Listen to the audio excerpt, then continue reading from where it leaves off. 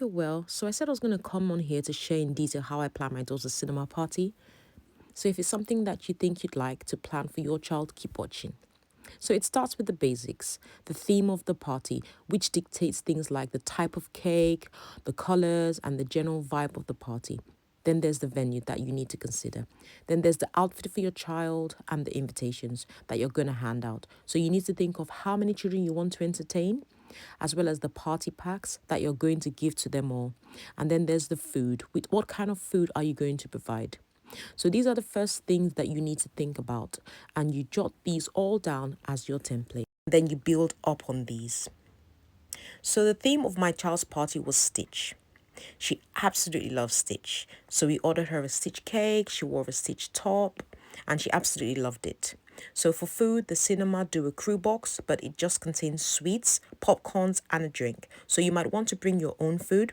And I must add, it must be cold food, as no hot food prepared outside is allowed.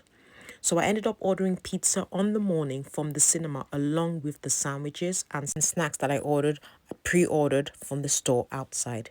So we had fruits, pizzas, sandwiches, crisps, chocolate fingers, pancakes, chocolate waffles, and bottled water. So child-friendly food.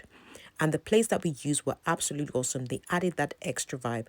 I'll drop a link to the containers below so you can grab yours for your next cinema party. You could use it for, sitting at home, watching a home cinema with your family. And it just kind of gives this good vibes and changes the whole atmosphere.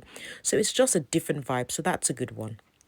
Watch Disney's Snow White, which just came out that week. It would have been Stitch if Stitch came out, but it wasn't. So we watched Snow White. Stage was reaching out to all the people that I needed to. So the caterer, for example, for the cake, what I wanted in the party packs, doing a lot of shopping online and Amazon browsing, and then Etsy for the e-invite, just searching which one I was going to, pick for her to use as an invite.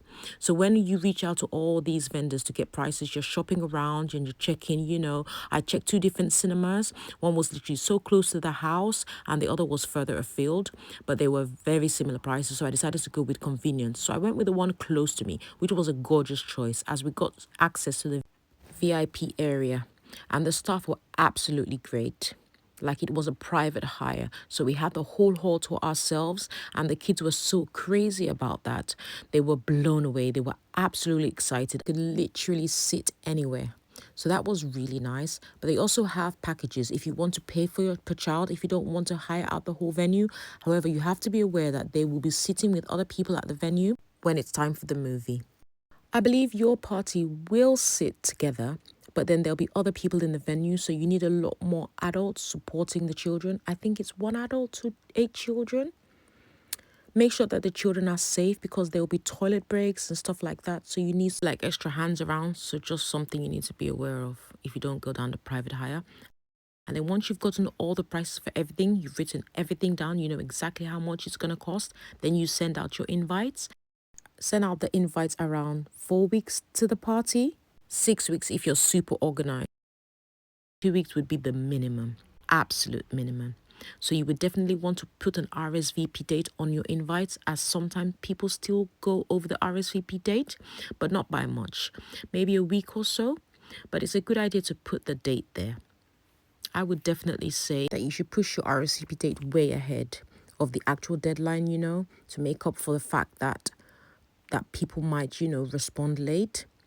So once they've RSVP'd, you could go ahead and buy your party packs for everyone, and you can start ordering the food and just simulate everything in your head, how the whole day is going to go. And then the balloons, kids love balloons. So we also had a backdrop as well, and I ordered a customized backdrop with my daughter's name on it. You can get that on Amazon. I'll drop a link as well. And yeah, so that's it. So set the day, the date, and the time, and stick to around mealtime. So an afternoon party would start around 12 noon, so from noon to 2 or 3 depending on the age. So we had our movie start at 12:30, and we had 30 minutes for food, and then we watched the movie after.